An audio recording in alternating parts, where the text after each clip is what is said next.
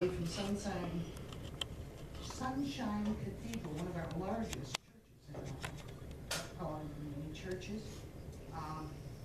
And I love what Brett said when he told him that he was from Sunshine Cathedral. He says, well, welcome to Moonshine Cathedral. And I guess that's where we are in this particular part of the country. But actually, when I think about our church, I do think a lot of things about these particular parables. I'm not really going to go over the Old Testament and Romans for you today. They're pretty clear cut. You know that the man that did exorcism to get the devil out of him so I could come back, God still used me. Isn't it wonderful? Think about it. Think about how important you are. Sometimes each and every one of us, we push ourselves to the back. We think we're not worthy of anything.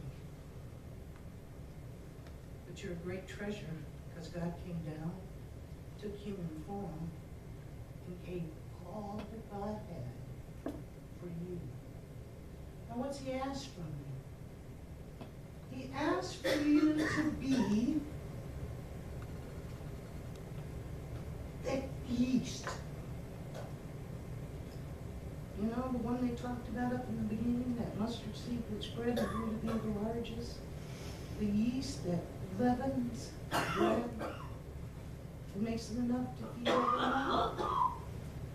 God has asked you to be part of this great scheme in this world that spreads love, that spreads justice, that spreads acceptance, that tells others that they're a great treasure. And we're all great at telling folks what's wrong with them, each and every one of us. You let somebody do something you don't like. The first thing we do is we want to tell them, you know, that was pretty stupid of you to do that. That used to be one of my mother's favorite words when I got myself in trouble. It was pretty stupid of you to get that black eye for Susie when she caused that fight. I was brought up to be a caretaker, Mama, and you forgot to tell me that it was pretty stupid. But it happened anyway. And I remember how it made me feel. But I know to this day, I can call Susie and she'll do anything in the world for me. Love passes on. You are a treasure, and you've been called to love. You've been called to be generous. Oh my God, let's not get into that again, preacher. But we have been called to be generous. Not only generous with our money, which I think a lot of people think I'm going to hit up first. We've been called to be generous with our time. We've been called to be generous with our love. We've been called to be generous with our compassion. We've been called to be generous in accepting others for right where they're at. You don't have to change.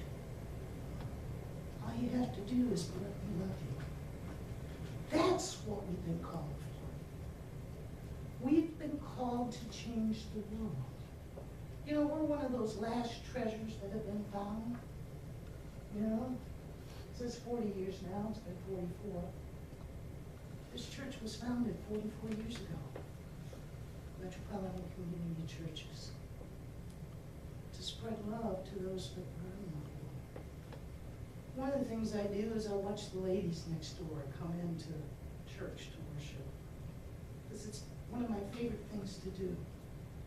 And I just saw two ladies come in, they gotta be in their 80s, with their white suits on and their big old hats. And they're just on their canes. And they're just prancing in. And I thought, oh Lord, I'd love to have them here. I'd love to have them here to worship God.